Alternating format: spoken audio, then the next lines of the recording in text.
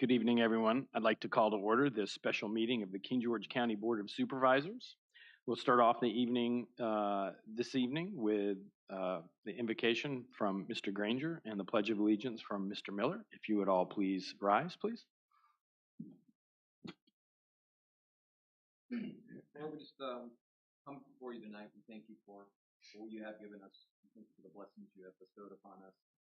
And we thank you for the love that you show us. And we thank you for this opportunity to come together as a corporate body and as a community. We look at and investigate this rezoning request, and just ask that you just give us wisdom and help us to make good decisions, Lord, decisions that would bring glory to your name and be the best decision, best outcome for this community. And we pray. Amen. Amen. I pledge allegiance to the flag of the United States of America and to the republic which stands one nation under God, indivisible, with liberty and justice for all. Thank you, Mr. Granger. Thank you, everyone. Mr. Miller, are there any amendments to the agenda this evening? Yes, Mr. Chairman. The applicant for the public hearing items scheduled for tonight has requested that all advertised public hearing items be deferred indefinitely. And if it is the will of the Board of Supervisors to consider a motion to defer, then there will be no need for individual public hearing items, and public hearing will be limited to comments on the motion to defer rather than the merits of the applications. I move to amend the agenda to consider the request to defer indefinitely. Second. All right, we have a motion properly seconded. Is there any discussion? Okay, all in favor? Aye. Aye. Chair votes aye. Motion passes. Moving on to public comment. Comments will be limited to 3 minutes per person in order for everyone to get an opportunity to speak. If comments relate to a specific public hearing item, we ask that you offer those comments at the time of the applicable public hearing. I know many of you came out to attend this meeting for purposes of commenting on the advertised public hearing. However, the applicant, Birchwood Power Partners, has requested the case numbers advertised in the public hearing to be deferred indefinitely. In light of the passage of the motion and to amend the agenda, the first item of business will be to entertain the motion to defer the public hearing. And since the motion was granted and the applicant will bring back its application to a future meeting, there will be an opportunity to give public testimony at that time. I appreciate everybody coming out, and we apologize for any inconvenience that it's caused you. You can come up and give public comment if you like, but it would probably be better to wait until Birchwood Power Partners comes back with information about what their application has in it. So if anybody would like to come up and give comment, that is great. And if anybody would like to come up and give general comment, please step right up.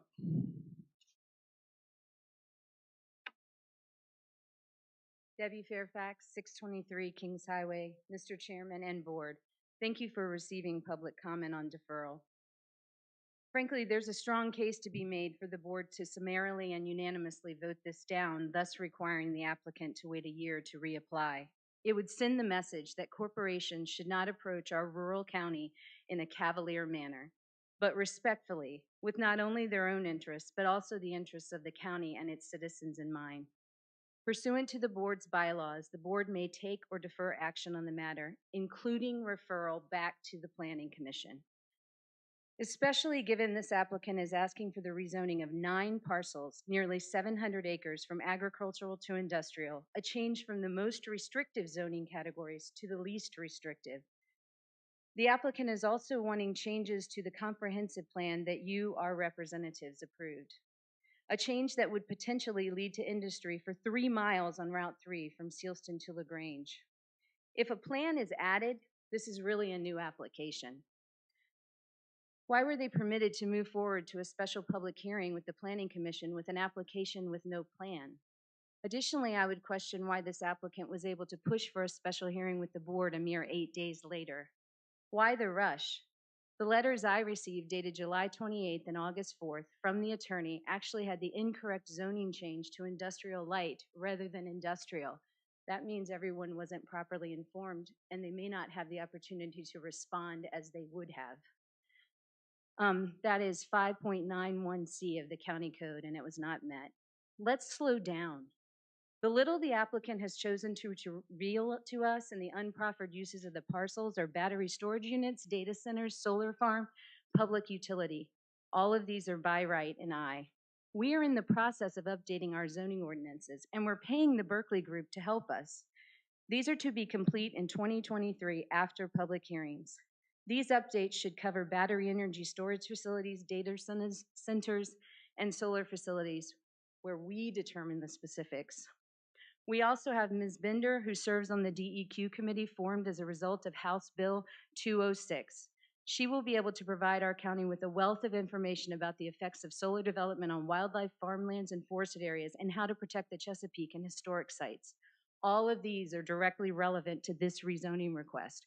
Why are we rushing when we are perfectly poised to benefit from the zoning update and HB 206 guidance? Once a property is zoned industrial, we lose our leverage. I think we need to send them back to the Planning Commission, and we need to move slowly and deliberately on this matter. Thank you.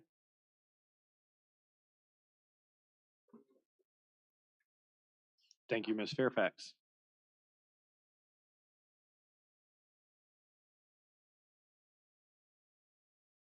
I'm Todd Fairfax. I live at 623 Kings Highway. Mr. Chairman, thank you for the opportunity to comment publicly on this request for deferral.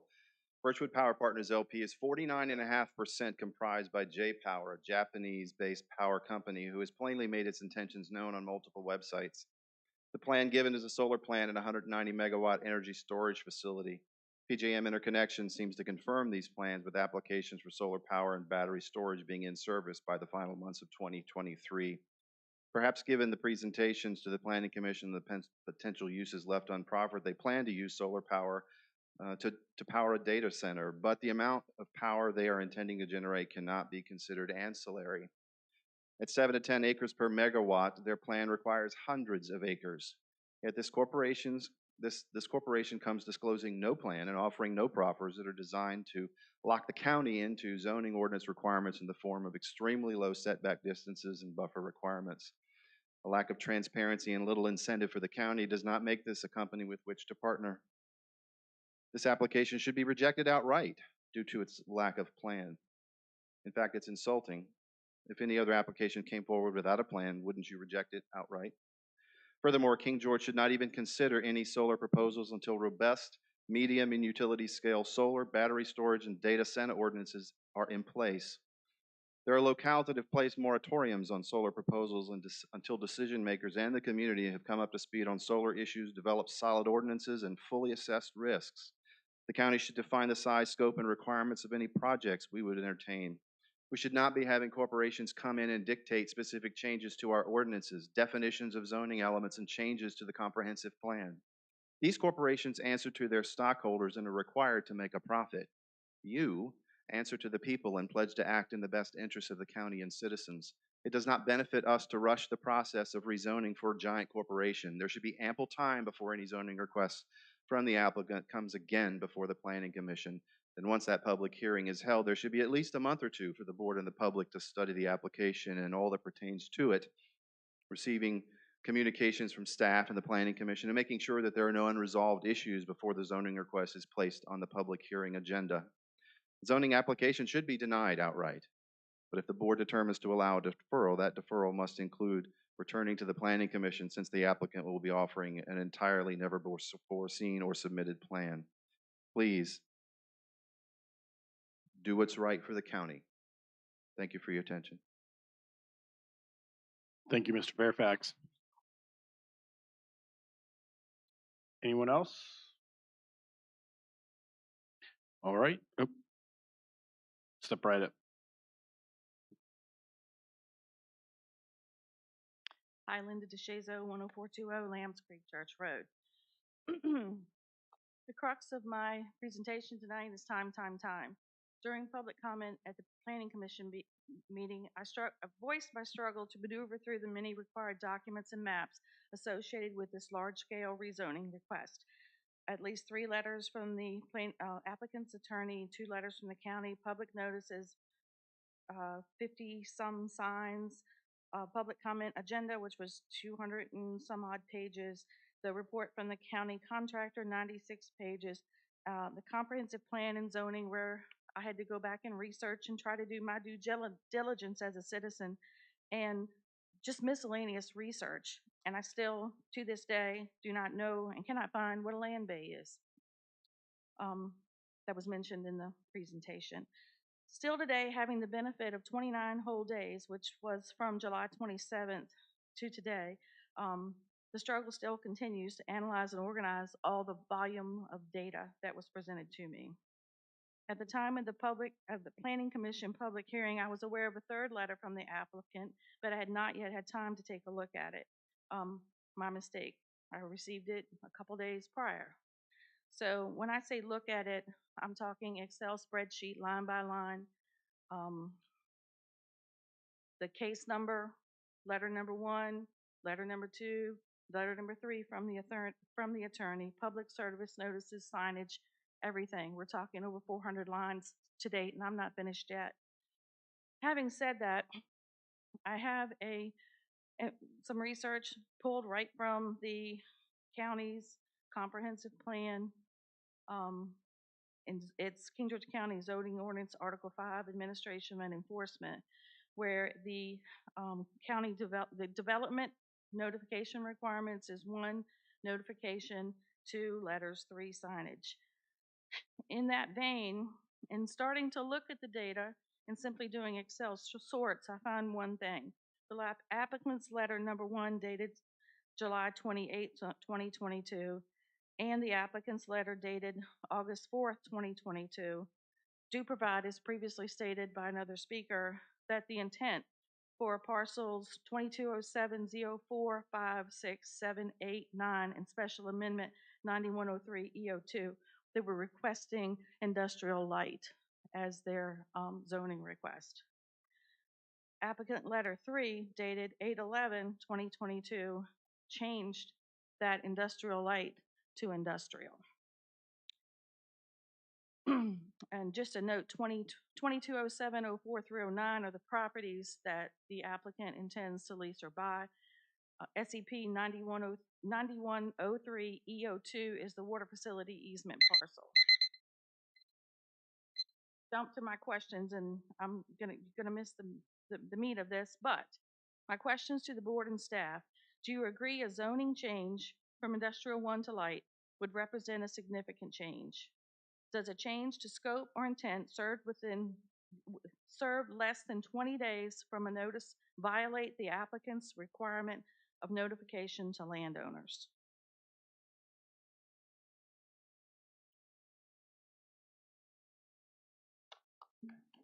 Thank you, Ms. DeSazo.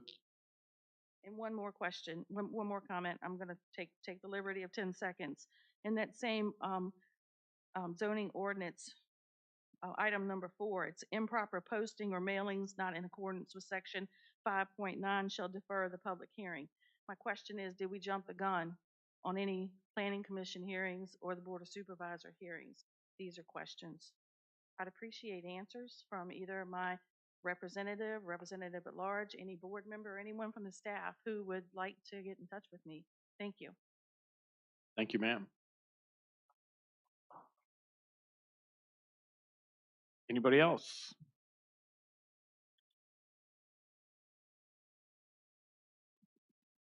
Hi, I'm Amy Murrah, 7372 Columbia Drive. I'm going to take this from a different perspective. I want to know what the economic and strategic plan for this county is that is going to benefit our residents. In the past, I had a small business here. I was not supported by the county officials, nor did I ever get a strategic plan. We have dollar stores, tobacco stores, and auto parts stores continuously being in here. What is this going to benefit our county? They have 211 acres. If they have an issue with making money, rezone it. Change the proffer so it's not just for energy.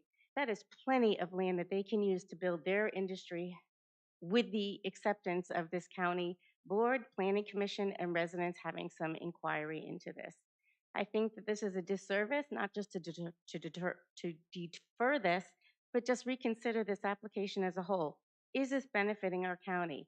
Is this benefiting the residents who live here? And what benefit is it benefiting Birchwood? Thank you.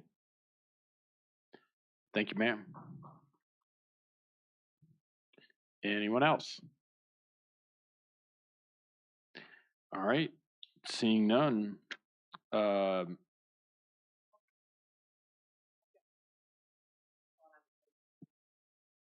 Up, no, step right up. You're like,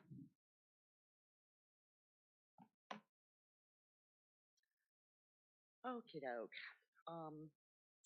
I'd like to begin by asking questions, 2 or 3 questions.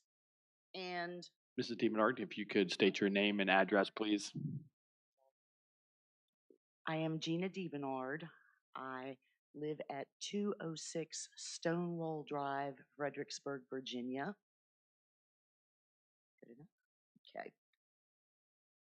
I have had to kind of rework this as we have found out that we are definitely going through with a deferral of the request for rezoning. So I wanted to start with a few questions, but my questions have changed slightly. And I'd like to begin by asking a question of the applicant, if I could. Possible? Ms. Caffia, thank you, by the way, for your phone call last night, letting me know that this was going to be deferred. I wasn't there because I don't live at my parents' address. Mrs. Yes. DeMonard, this is not the time of the question. This is just public comment. So the applicant cannot answer any questions. Okay, well, let me just say that I did have 2 questions, and they dealt with, and they do deal with the question of deferral, because my question is, when the applicant comes back, will we have a plan presented to the Board of Supervisors and the citizens of the county that definitely discuss the application and clearly state intent for the use of the land? Because if you were at the Planning Commission, you know the recommendation was to not proceed forward. Was to proceed forward with a recommendation to delay because the plan was essentially not a plan, and they asked for clarification before it be, they didn't ask, but they let the applicant know that perhaps they needed more meat in the application. So my question is, will we be moving forward, and will the application return to the county with a very clear intent stated that can openly be discussed with the applicant, the Board of Supervisors, and the citizens? So that's my question. Okay, I want to comment that I find it very perplexing that Birchwood has been ambiguous about their future intent. We've been presented with requests for rezoning with limited information on how the land is to be rezoned. Yet J-Power's website very clearly states, quote, Birchwood is J-Power USA's 3rd solar project in development and part of our new initiative to add renewable energy. The page goes on to say, by repurposing a coal power plant as a carbon-free and solar energy storage facility, we continue to deliver reliable electricity generation to the marketplace. We've been asking, how's the land going to be used? And we keep getting told, well, we're not sure. It could be this, it could be that, but it won't be this, but it might be this. Why then, if Birchwood is able to put on their webpage for the entire world to see this objective they have stated clearly, why then has Birchwood not been able to openly, honestly come out and have discussions with the public regarding that? We're now at the point where, and I'm going to say another minute because part of my time was spent explaining things. We're now at the point where the applicant has asked for a deferral. When the applicant comes back to the county ready to readdress the issue, it most likely will come back as a changed application. And at that point, the process of application needs to be returned to the Planning Commission, and the process of review started over again, as it was clearly determined by the Planning Commission at the last meeting that the original plan as presented was really not a plan at all. The people of King George welcome a new application from Birchwood, as well as from other interested entities who may want to bring something into the county. In a perfect world, the hope is to build partnerships that are symbiotic in nature and beneficial for all parties. Hopefully, when Birchwood presents a new application, when they return after their deferral time, they'll approach the county and its citizens with a plan that is openly transparent and is respectful to the citizens and the environment alike. Thank you very much. Thank you, Mrs. DeBernard. All right, anyone else? All right, seeing none, I'd like to thank you everyone for coming out tonight. Mr. Dines, is there anyone online for public comment? No, Mr. Chairman. Okay, members, does anybody have any correspondence besides the ones that are here that need to be read in? Okay, thank you.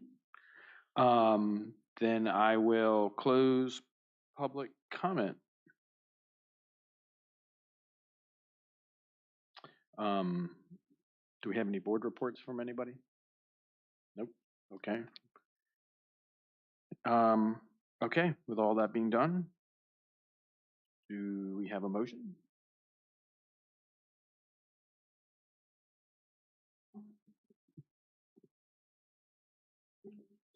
I move to defer indefinitely the case numbers noticed for public hearing tonight at the request of the applicant. Second. We have a motion properly seconded. Any discussion? Seeing none, all in favor? Aye.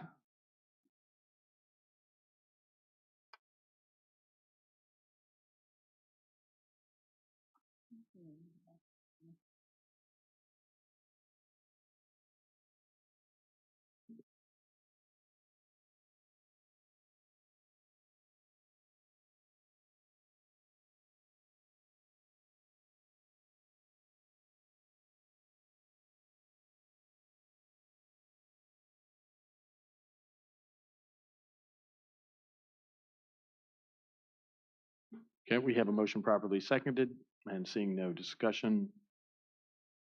I do have one question. Discussion item is in the motion, should it be that it, upon reapplication, be sent back to the planning commission? I'm on it, amending it. Is it required? Because I believe it has to go back to the planning commission if they were to make any changes regardless. Is that an accurate understanding? So if substantial changes are made, it needs to be remanded to the planning commission. We do not yet know if or how substantial the changes may be. So that's to the will of the board if you wanted to remand it now or wait and see, what the request of the applicant is going forward. Then I'll make a motion to amend my previous motion to remand back to the planning commission upon resubmittal by the applicant.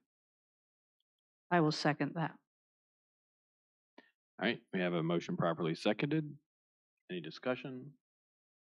Seeing none, all in favor? Aye. Aye. Chair votes aye, motion passes.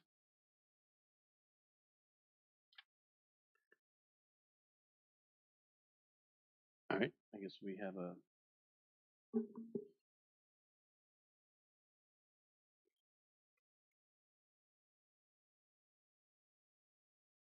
If I may, Mr. Chair, so effectively the motion defers all the public hearings to a future date that will be given additional public notices of. The motion, in fact, remands to Planning Commission. So folks who are interested will want to go ahead and follow notices relating to the Planning Commission.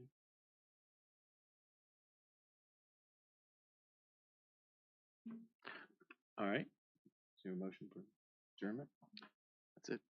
All right. Then I would like to make a motion to adjourn until September 6th at 6:30 p.m. in the Revercombe building. All right, we have a motion properly seconded. Any discussion? Seeing none, all in favor? Aye. Aye. Chair votes aye, we are adjourned.